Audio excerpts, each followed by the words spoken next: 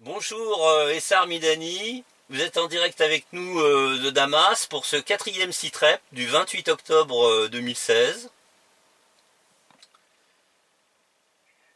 Bonjour Tom, effectivement, et bonjour à tout le monde. Je suis ravi de faire ce site rep avec vous à chaque fois et Merci. j'espère pouvoir répondre aux questions et aux interrogations des spectateurs et des personnes qui voient ces émissions. Merci Essar. Donc on va commencer, enfin je vais commencer par donner quelques nouvelles immédiates, je dirais celles qui viennent de tomber.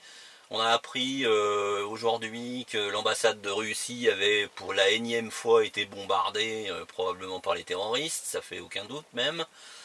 On a failli avoir un accident en plein ciel dans l'est syrien entre un avion américain et un avion russe. Hein, c'est Hum, l'AFP qui est la source de l'information. On peut supposer que, comme c'est des gens qui sont quand même équipés de radars, si un choc était sur le point de se produire, c'est que il était voulu. Hein.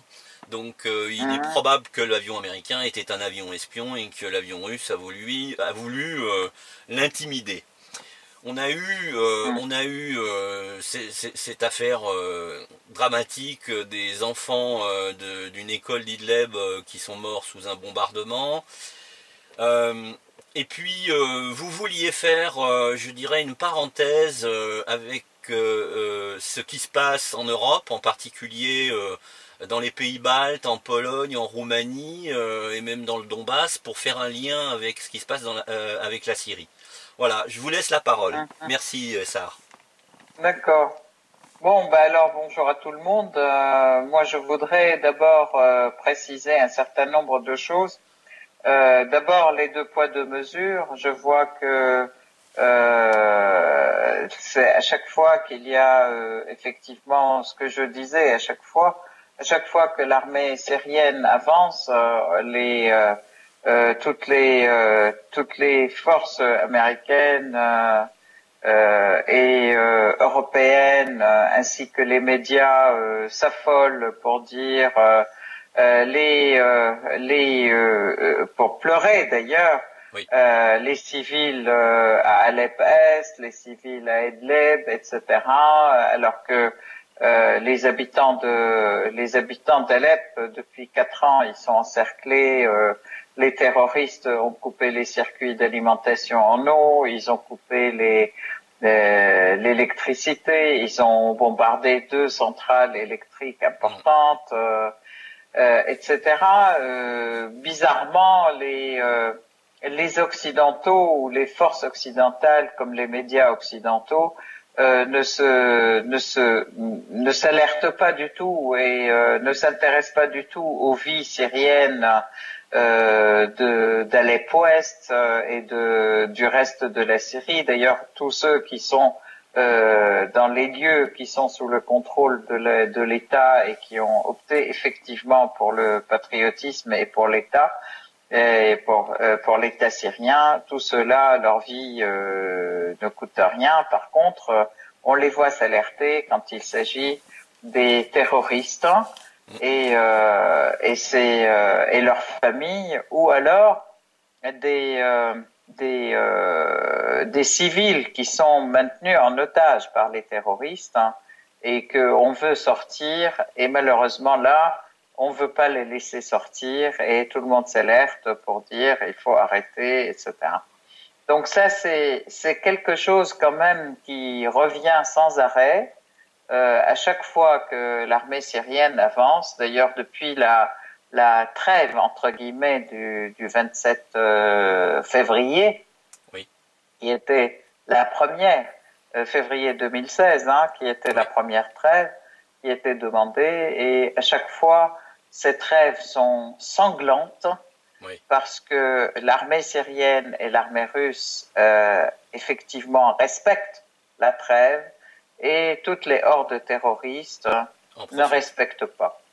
Bien sûr, Daesh et Al-Nusra sont les premiers à ne pas respecter, mais aussi d'autres factions terroristes qui sont appelées par les Américains et systématiquement appelées par les Américains opposition modérée. Et il fallait que les forces modérées se séparent d'Al-Nusra et de Al-Qaïda, enfin d'Al-Nusra et Daesh, qui ne sont rien d'autre que des sous-titres, je peux dire, d'Al-Qaïda. Oui. Donc ceux-là sont et qui sont aussi des terroristes et aussi liés à Al-Qaïda ou autres, mais qui sont financés par différents pays. Tout cela, en fait, deviennent les petits chéris à protéger de l'Ouest, en fait, des forces occidentales et de la coalition occidentale. Donc ça, c'est un petit peu l'aspect général de ce que je ressens et de ce que le peuple syrien ressent en Syrie, avec beaucoup en fait, je dirais, avec beaucoup de désolation. Puisque apparemment le sang syrien ne compte que lorsqu'il est terroriste et lorsqu'il est instrumentalisé par des forces extérieures comme l'Arabie Saoudite, le Qatar, la Turquie, Israël, etc. Et les États-Unis, bien entendu.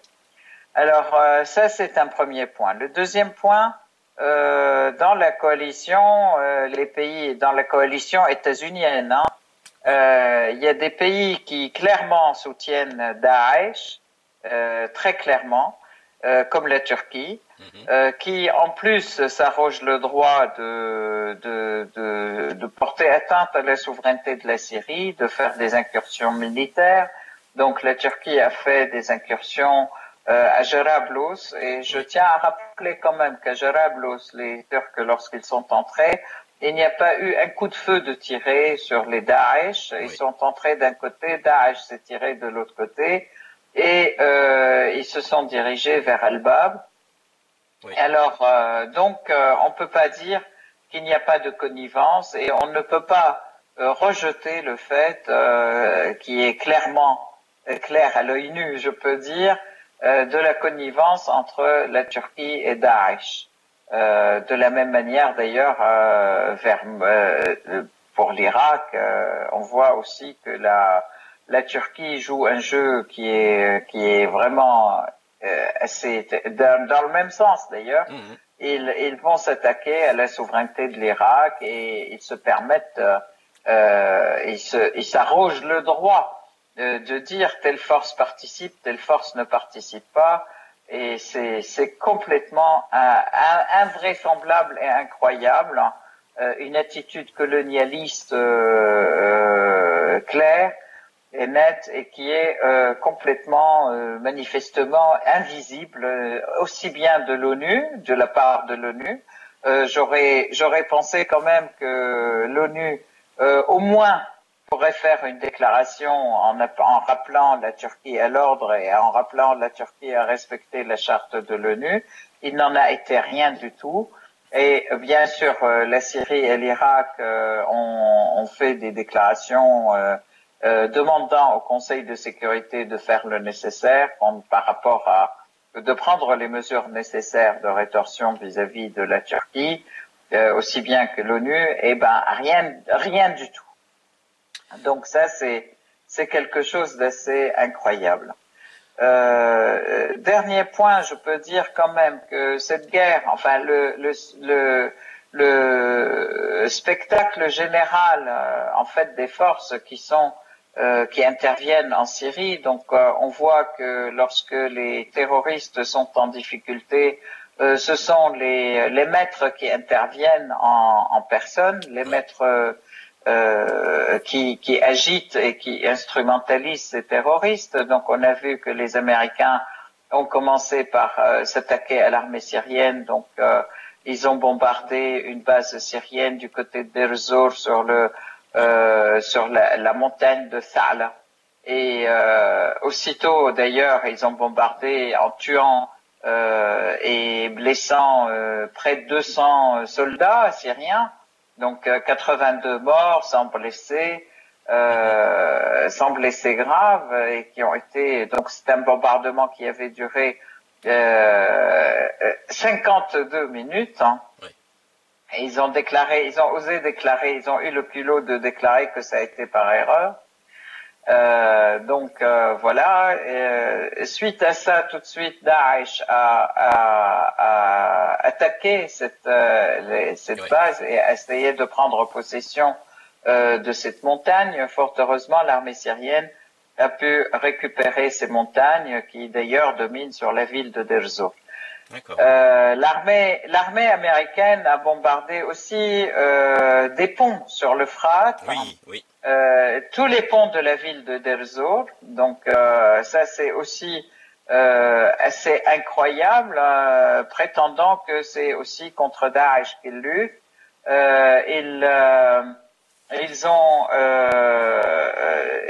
Les Français et les Belges ont bombardé aussi des des villes syriennes, faisant des morts.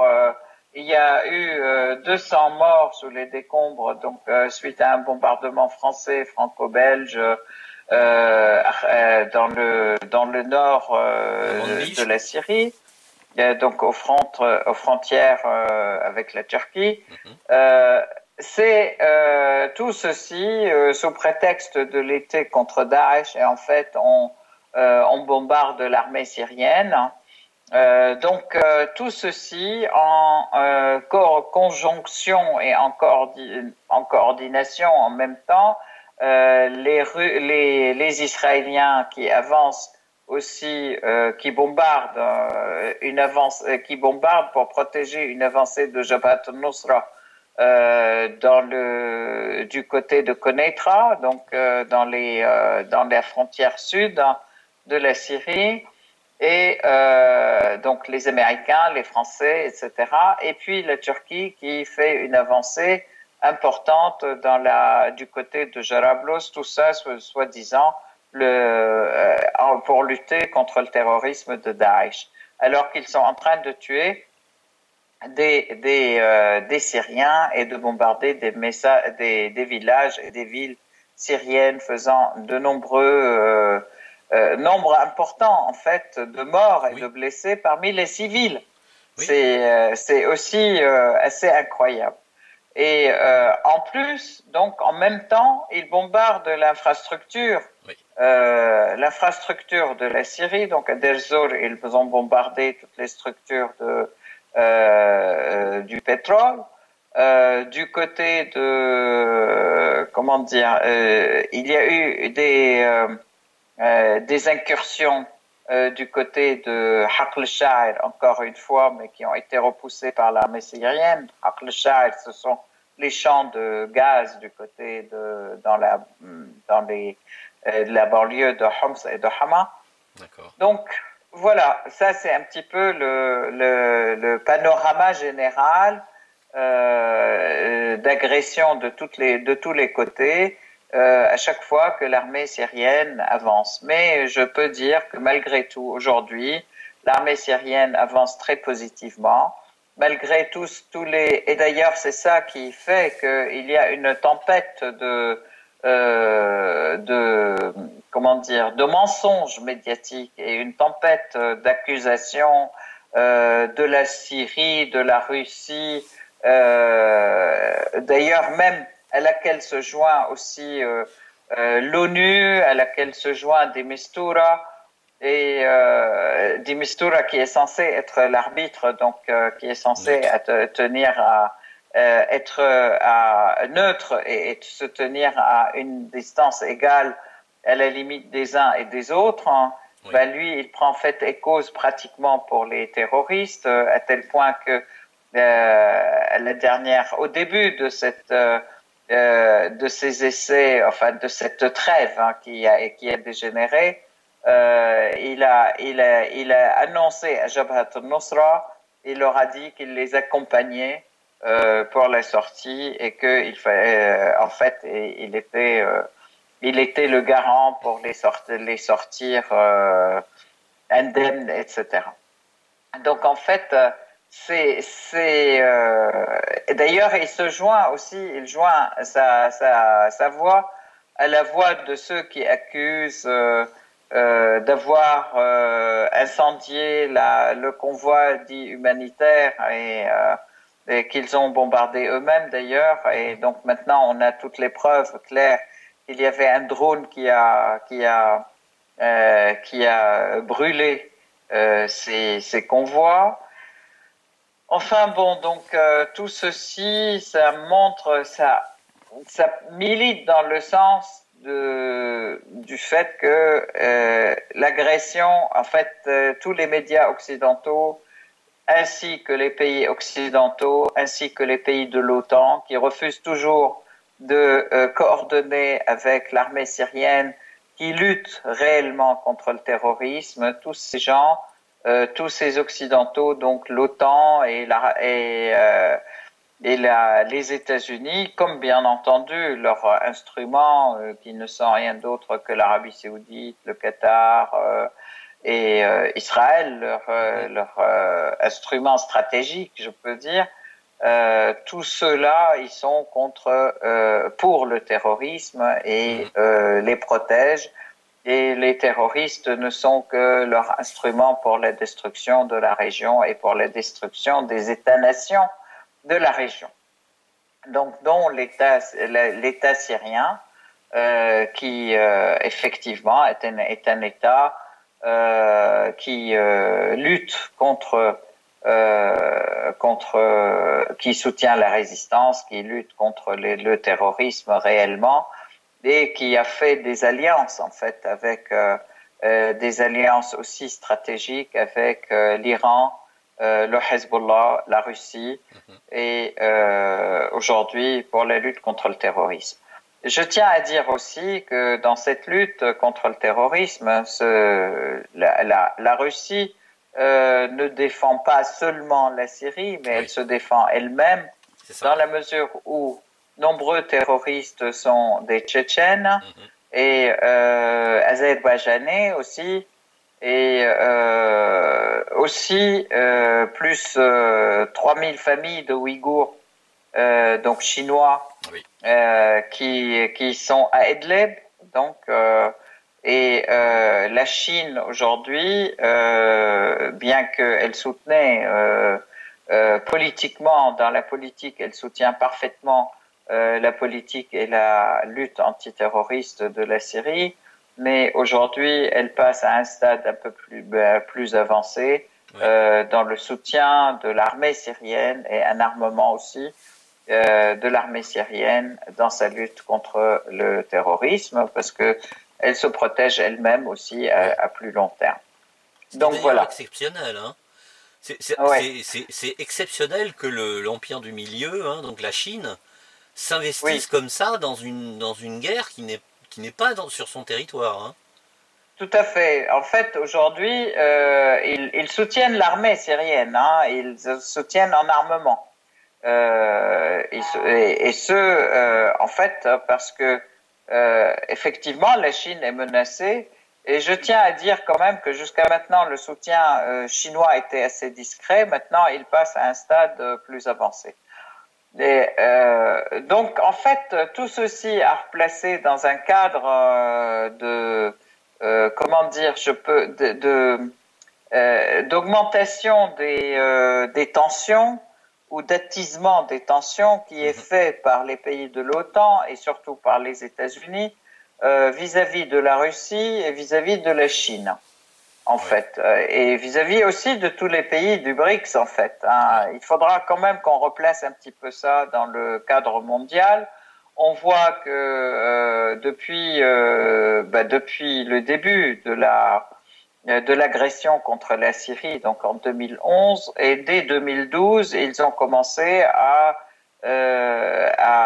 faire des problèmes en Ukraine. L'histoire, un coup d'État en Ukraine provoqué par des néo-nazis que utilisent l'Union européenne. Enfin, c'est quelque chose d'assez fou qui qui fait que, bon, ça a été très violent, et puis ils sont passés par des massacres assez importants. Notamment, je tiens à rappeler quand même le massacre de la Bourse du Travail, là où il y avait 300 personnes qui ont été brûlées vives. À Odessa, oui. À Odessa. Donc, c'est et toujours la même technique, c'est on fait les crimes et on accuse l'autre de les faire. Avec une campagne médiatique importante qui dévoie les gens, qui finit même par dévoyer les gens du pays, parce que je ne sais pas si les Ukrainiens, ils finissent par croire les radios ukrainiennes aussi, qui vont contre la Russie et qui racontent des mensonges comme quoi les Russes veulent bombardent l'Ukraine et ils ont intimidé la Crimée ou les gens de Crimée pour qu'ils se joignent à la Russie. Oui. Donc tout ceci, c'est ce vent de propagande, mais d'un autre côté aussi, on voit que les Américains et l'Union européenne, en fait l'OTAN, qui déploie des missiles et des bases de missiles importantes tout le long des frontières russe. Donc ça a commencé en Estonie, en Lettonie, en Lituanie et en Pologne qui abritait le pacte de Varsovie en fait et qui suite à je peux dire à l'explosion de l'Union soviétique a été complètement désagrégé. Et en fait, les Américains à l'époque, dans les négociations avec l'URSS, qui était à l'époque lors de la perestroïka, ils devaient d'un côté comme de l'autre, en fait, avec la dissolution du pacte de Varsovie, il fallait dissoudre l'OTAN. Oui. Et le pacte de Varsovie a été dissous, mais l'OTAN est resté et il reprend de l'envergure. Actuellement, il s'est adjoint d'autres pays, des pays qui étaient dans le giron, je peux dire, de l'Union soviétique, telle la Pologne, qui devient une base d'agression pratiquement, enfin une base de missiles américains, une base de l'OTAN, clairement, une base de l'OTAN. Encore un fait qui est très surprenant et très nouveau, c'est aussi cette base en Norvège qui, dès la fin de la Deuxième Guerre mondiale, n'a jamais abrité de base militaire et qui aujourd'hui va abriter une base militaire américaine, soi-disant pour sa défense et sa sécurité.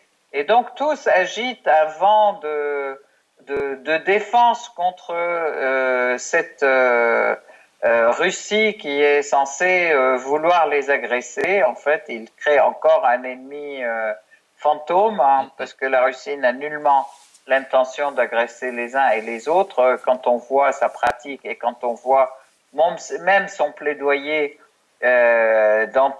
face à toutes les agressions, la Russie vise à faire appliquer la Charte des Nations Unies, qui est une charte assez correcte pour sauvegarder une certaine stabilité et une paix entre les différents pays dans le monde, qui permet d'avoir une équité et une égalité entre les petits pays et les grands pays, et qui permet aussi d'arrêter l'hégémonisme en fait, et qui reconnaît à tous les peuples le droit de décider eux-mêmes qui les dirigent, comment ils se dirigent, etc.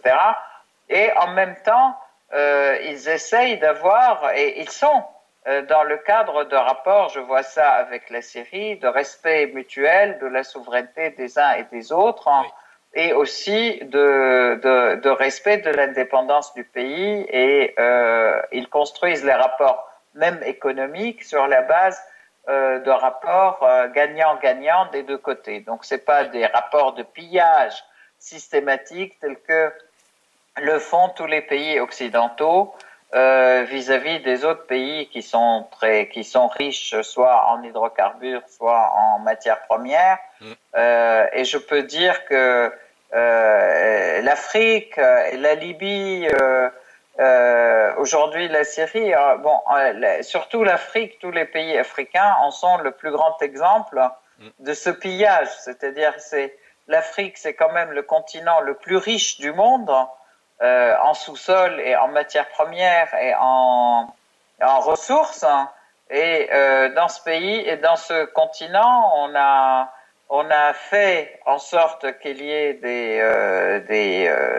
à la fois des épidémies, des guerres civiles, etc.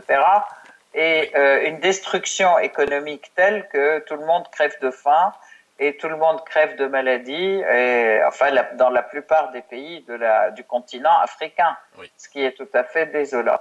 Et le dernier en date, en fait, je vois, ils ont planté le terrorisme au Mali. La Côte d'Ivoire était un pays où il faisait bon vivre, qui était aussi complètement très stabilisé, stable, et il avait une bonne économie qui fonctionnait.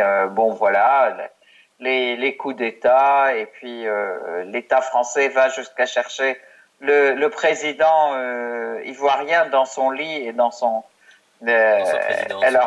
si on ne crie pas aux ingérences dans ce cas-là, je ne sais pas ce que c'est. Hein.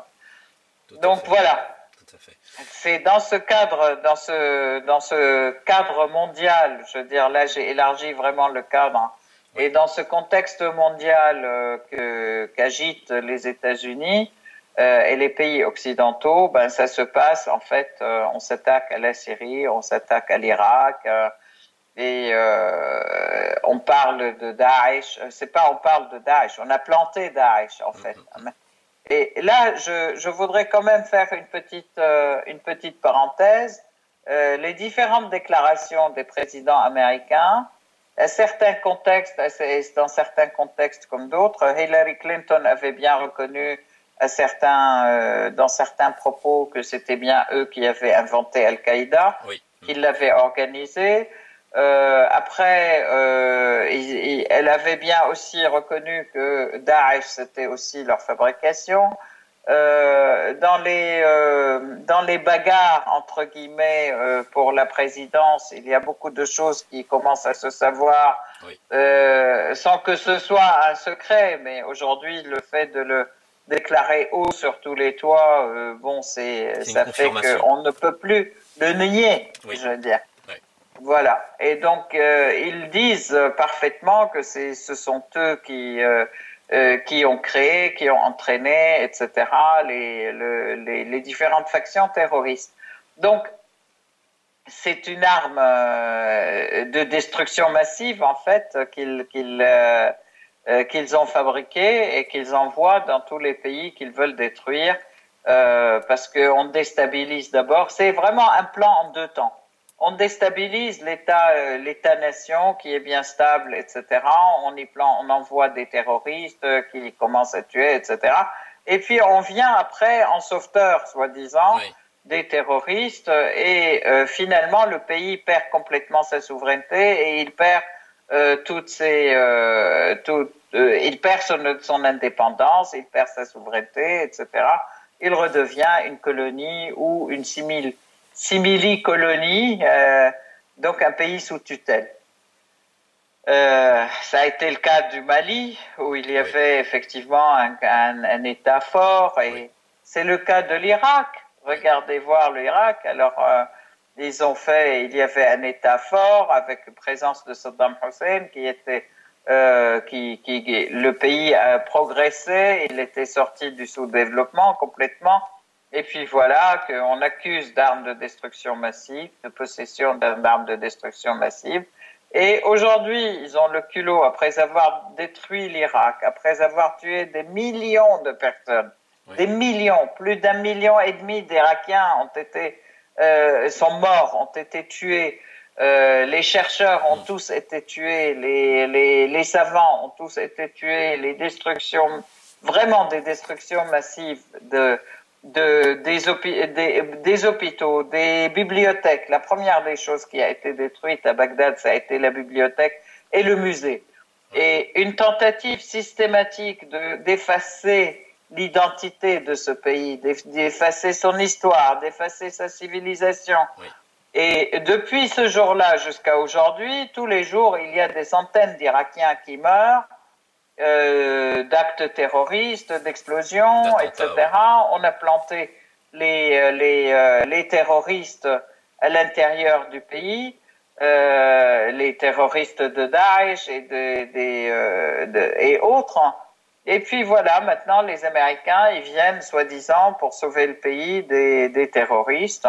Encore une fois, ils étaient sortis en 2012 et puis maintenant ils reviennent pour remettre le pied dedans, pour soi-disant sauver le pays du terrorisme. Et ils ont le culot de dire, alors là, écoutez, il n'y avait pas d'armes de destruction massive, hein. C'était une erreur. Et ben voilà, c'était une erreur, tout simplement. Alors aussi bien Blair que Bush qui disent c'était une erreur. Et ben d'accord, bon ben c'est bien, merci, au revoir. Même pas excusez-nous, mais des millions de morts, des pays détruits, etc. Et ces messieurs, ils jouent à la guéguerre. Hein. Et ça ressemble vraiment, ça paraît pas seulement absurde, mais ça paraît incroyable, quoi. Voilà, oui, dites-moi. Je voulais souligner plusieurs choses. D'abord, vous parliez de l'Afrique, et en effet, mais l'Afrique est en train de se rebiffer par rapport à la Cour pénale internationale. Pays après pays, ils finissent par sortir, par rayer leur signature.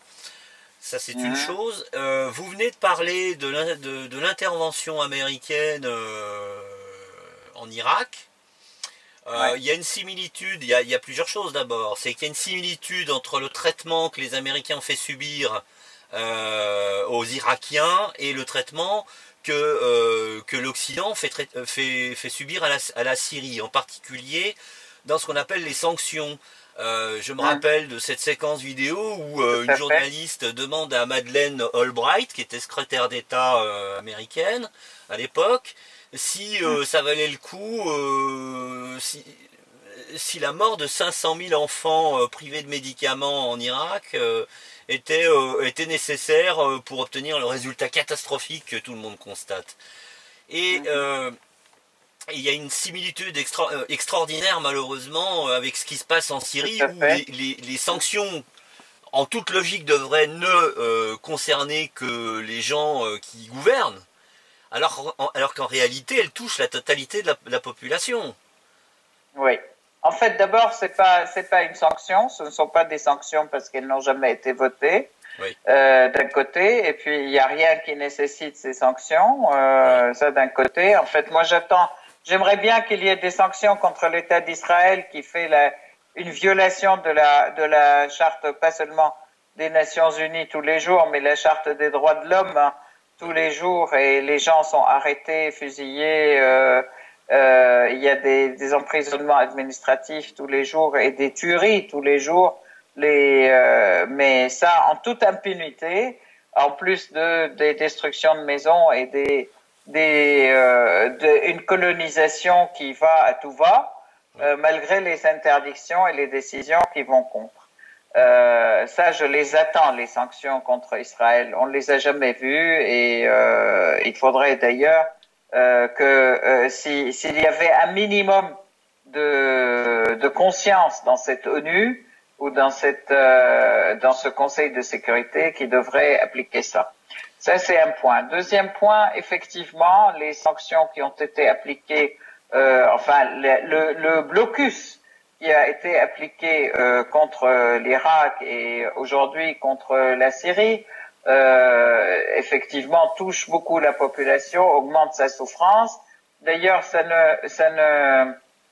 personne n'en parle quand il commence à pleurnicher dans les médias sur le sort des civils syriens et même aux nations, à l'ONU, quand il commence à attaquer le gouvernement syrien en disant qu'il n'arrive pas à assurer à sa population toutes les conditions de vie honnêtes et normales.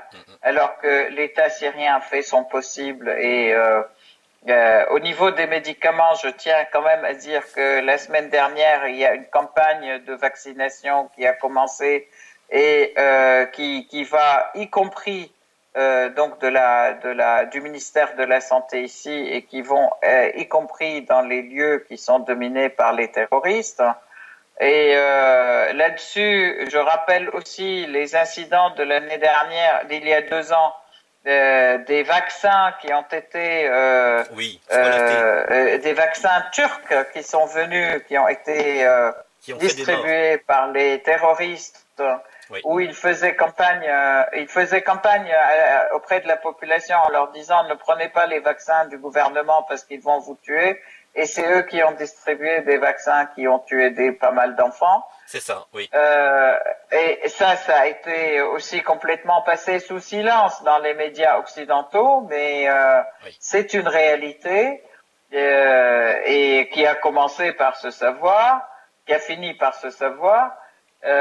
Donc, il y a aussi le fait que ils font effectivement blocus contre tout ce qui est médicaments, tout ce qui est chimiothérapie, tout ce qui est en plus des médicaments. Alors ce qui est très terrible, c'est blocus sur les pièces détachées et sur les implants et sur tout ce qui est nécessaire aux grandes opérations chirurgicales, pour les appareils médicaux, les IRM, etc. Toutes les pièces détachées sont aussi en arrêt. Ce qui fait que progressivement aussi, les grandes machineries, les grands instruments médicaux finissent par s'arrêter de fonctionner par manque de pièces détachées et par manque de maintenance. Alors, c'est non seulement criminel, mais en fait, c'est vraiment en fait de l'assassinat prémédité de la population civile, de toutes sortes de personnes, des malades ou qui a besoin de soins, etc. Et en même temps, ils pleurent, soi-disant, ils pleurent dans les médias, en fait, parce que c'est une manière de duper le peuple, comme quoi on est les champions et les chantres des droits de l'homme et les chantres des êtres humains, et en fait, ce sont les plus grands assassins des peuples. Donc, voilà. Et aujourd'hui, la première des choses à faire est d'œuvrer à enlever ces sanctions et laisser les Syriens vivre normalement et s'occuper d'eux-mêmes normalement. On ne demande rien à personne, mais laissez-nous la possibilité d'acheter nos médicaments et d'acheter nos pièces détachées. Et nous nous occupons de nous-mêmes. Je veux dire, ça c'est aussi ça. Alors, je voudrais souligner aussi un point important. Alors, la situation à Alep, elle fait couler beaucoup d'encre, mais je voudrais quand même faire un petit résumé de la situation à Alep. L'État syrien, avec beaucoup de négociations, etc., il y a eu une trêve, une volonté de trêve, même une trêve unilatérale qui a été appliquée par l'armée syrienne et l'armée russe. C'est-à-dire, ils se sont abstenus de bombarder la partie occupée par les terroristes. Absolument. Et ils ont fait 6 passages, des passages saufs, en fait, est protégé pour, avec des négociations et des possibilités de dire aux terroristes, écoutez, vous sortez avec vos armes si vous voulez, mais quittez la ville et laissez aussi les civils sortir de la ville. Oui. Donc il y avait 2 passages pour les civils et 6 passages pour les terroristes. Il y a nombreux parmi eux d'ailleurs qui ont voulu se rendre et qui se sont orientés vers ces passages et qui se sont fait tirer par les autres terroristes qui voulaient les empêcher de partir. Ça, c'est un premier point.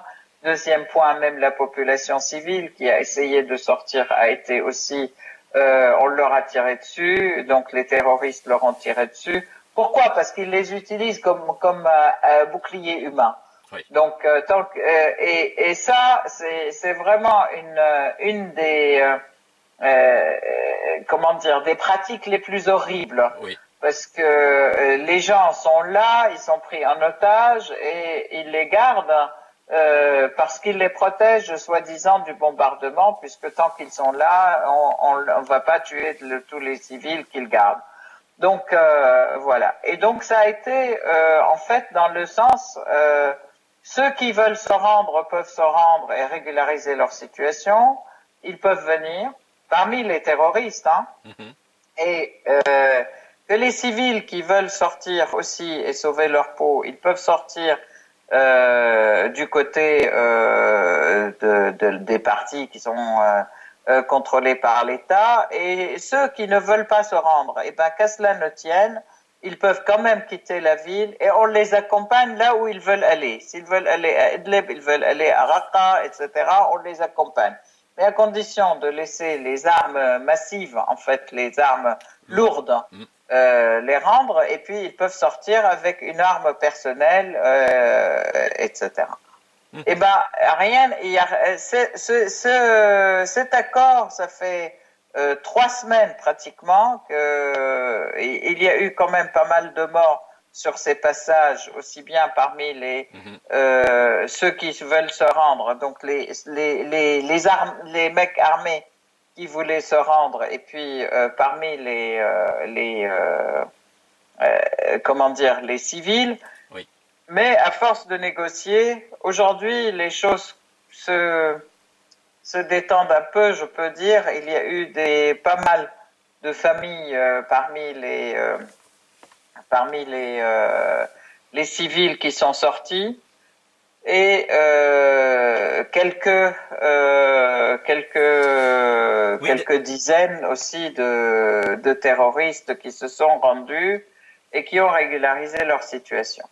Mais ça, donc, tout ça se fait au fur et à mesure de discussions et de débats entre Syriens, et avec beaucoup de, comment dire, de souffle long, et avec beaucoup d'amour, de compassion, je peux dire quand même, hein. C'est parce que c'est pas gratuitement que ça se passe, et c'est pas comme ça du jour au lendemain que ça se fait. Et là-dessus, je tiens quand même à souligner l'attitude complètement négative de Mistura et de l'ONU, en fait, qui, à chaque fois qu'il y avait une réconciliation, et je reviendrai sur la réconciliation parce que c'est très important qu'on en parle, parce que ça transparaît pas du tout dans la presse. À chaque fois qu'il y a une réconciliation, l'ONU, comme les autres, comme les Occidentaux, sont fous de rage, surtout quand c'est une réconciliation qui se passe sans l'intervention de Mistura et de l'ONU. En fait, le de Mistura étant l'intermédiaire de l'ONU pour la résolution, entre guillemets, des problèmes en Syrie.